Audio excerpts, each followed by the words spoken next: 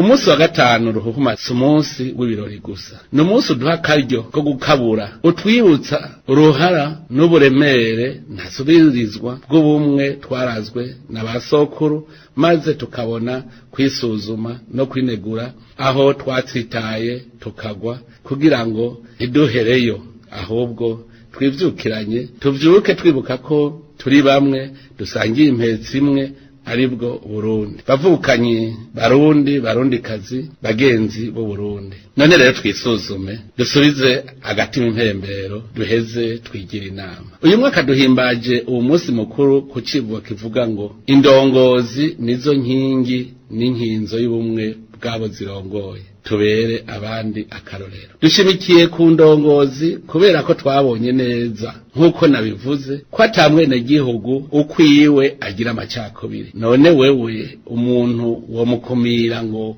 umukurehe umushirehe? Twafashe ico civugo kuko twarabibonye muri kahise mu mabi yagiye arashikira igihugu cacu, ubumwe bugahungabana, ivyo keshi bikaba vyava ku burongozi bubi bwacanishamwo abose rimwe mu kubankisha abandi no kubakumira kubera gucambirwa n'ivyicaro. Indongozi ibereye itegereza kugira akarangamutima kibanga nibango, igaharanira inyungu z'igihugu ijejwe kurongora. Mvuze igihugu nshaka kuvuga abantu bakigize. N'indongozi ishobora kwihebera abandi ikabitangira, ikemera guheba inyungu zayo kugira ngo abijejwe bamererwe neza.